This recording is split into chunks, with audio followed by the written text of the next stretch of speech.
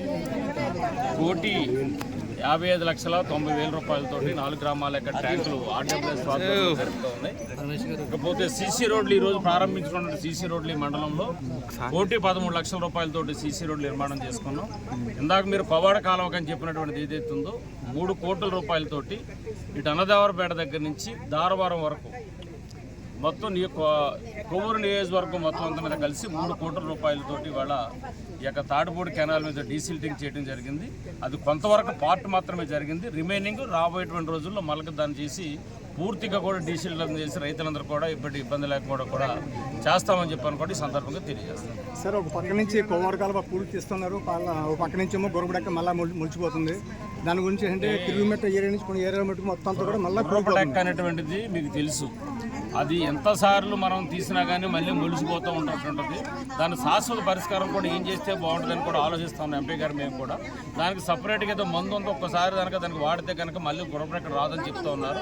అది సంబంధిత నిపుణులతోటి దాన్ని మనం తీసుకొచ్చి ఆ గుర్రపుడెక్కడ శాశ్వత నిర్ణయం ఏ విధంగా చేయాలంటో ప్లాన్ చేస్తాం. ఎందుకంటే ప్రతి సంవత్సరం కూడా తీసినా సరే మళ్ళీ వచ్చేస్తున్న పరిస్థితి ఉంది. కాబట్టి దాని శాశ్వత పరిష్కారం ఏంటనేది ఆలోచిద్దాం. ప్రస్తుతానికైతే కనుక గుర్రపుడెక్కడ నిర్మూలన చేయడం కోసం ఖచ్చితంగా ఈ యొక్క 3 కోట్ల రూపాయలు కూడా వెచ్చించి రోడ్లన్నింటిలో కూడా ఏదైతే కాలువలు ఉన్నాయో కెనాలన్స్ కూడా శుభ్రం చేసి దాన్ని గట్లు కూడా సదును చేసి రైతులకు నీరు వెళ్ళడానికి ఇబ్బంది లేకుండా కూడా చేస్తా ఉన్నాం. రాబోయే రోజుల్లో మిగతా వర్క్ కూడా చేసి ఖచ్చితంగా పూర్తి చేస్తాం. అంటే తిరుగుమెట్ట నుంచి మన కాపాడుకునే దారిలోని అది మనకి కెనాల్ డివైడ్ చేయాలండి. అది చేయలేదు. కనీసం అక్కడిదక్కడ తూతు మంత్రంగా చేసినట్టుగా కొంతమంది రైతులు మంత్రం కాదండి. టోటల్గా 10 కోట్ల రూపాయలు ఎస్టిమేషన్ వచ్చింది. మొదట పెడతా కనుక మనకు 3 కోట్ల రూపాయలు శాంక్షన్ అయింది. 10 కోట్లకి 3 కోట్ల తేడా ఉంది కదా, తూతు మంత్రం కాదు. 3 కోట్లకు సంబంధించి 3 కోట్ల రూపాయలకు సంబంధించి వర్క్ ఇప్పుడు చేసాము. మిగతా వర్క్ రాబోయేటువంటి రోజుల్లో ఖచ్చితంగా అది కూడా చేస్తాం.